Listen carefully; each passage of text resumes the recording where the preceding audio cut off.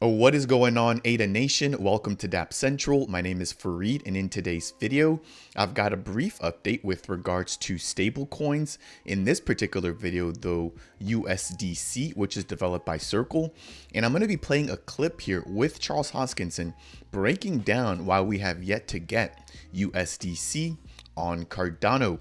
Now, this is going to be in addition to some other bits of news surrounding stable coins, and I just covered this on my last Cardano scoop, and this was regarding USDA, which has decided to delay or potentially hold out on the release of their stablecoin. Now, the reason why they stated was because of regulatory uncertainty, given the fact that the US, which again, their fiat-backed stablecoin be pegged to the US dollar, has yet to provide clarity surrounding stablecoin operation and some of the risks that may be associated with it when it comes to regulations.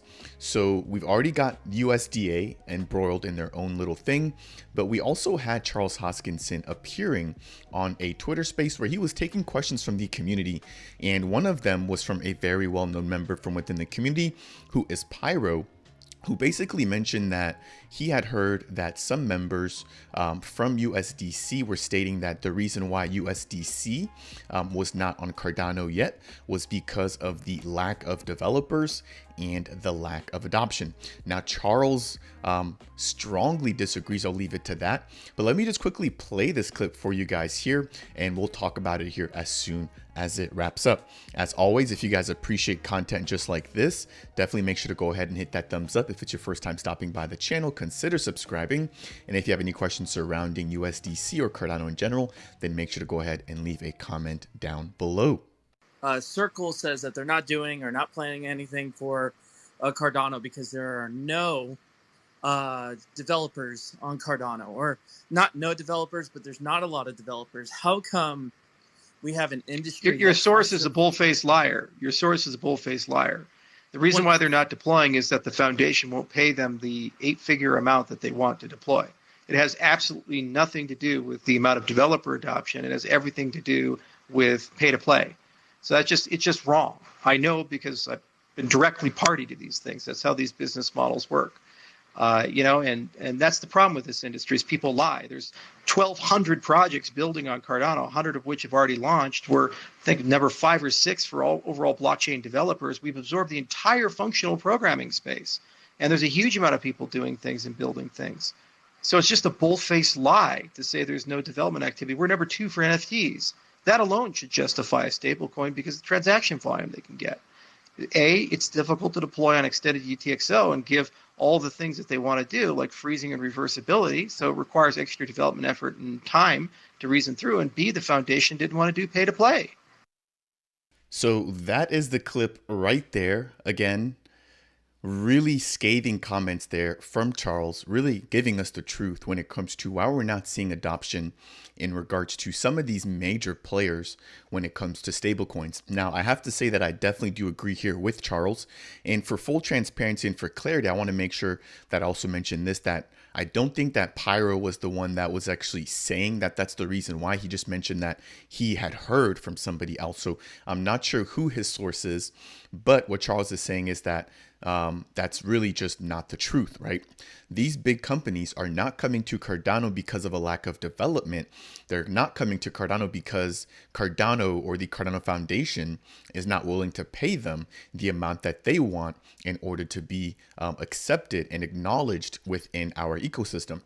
Now, Cardano has always been the odd child out, given the fact that there's very little to no VC funding going on within the Cardano ecosystem.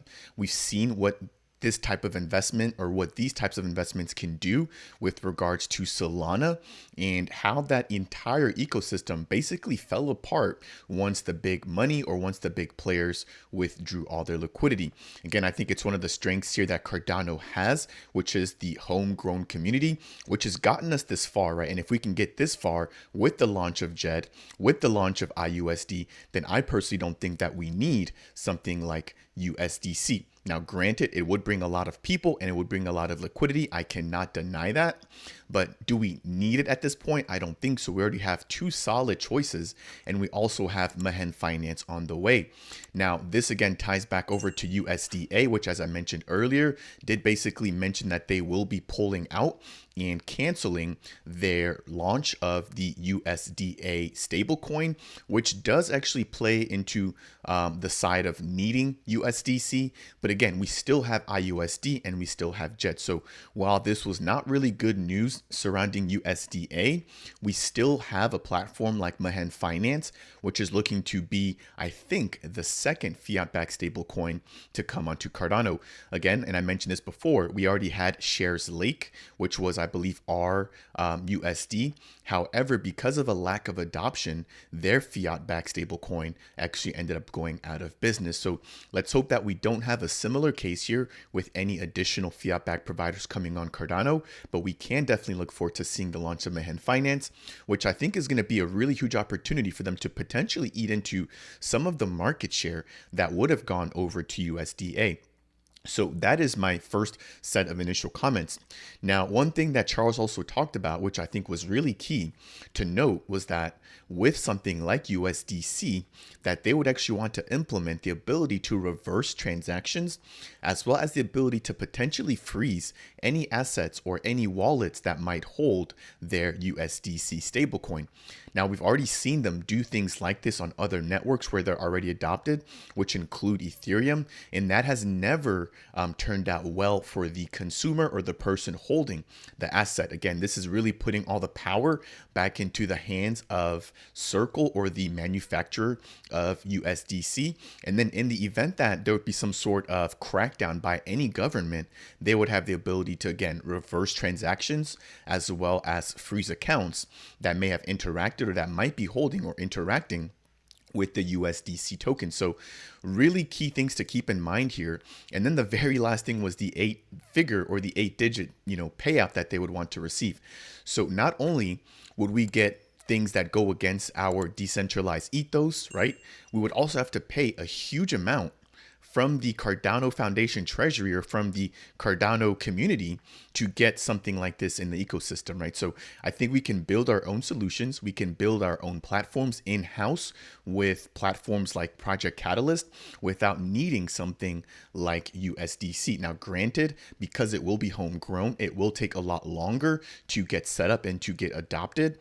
However, I think that over the long term, the ability to continuously stay decentralized, which is at the heart of what crypto is, I think will trump the liquidity and the user adoption that we'll get by inviting over USDC into our ecosystem. So let me know what you think down below. Again, I wanted to just briefly touch on this just to raise awareness as to what's going on, because there has been a lot of talks surrounding different stable coins on Cardano, and I want to do my part to keep you guys updated as a part of the growing Cardano community.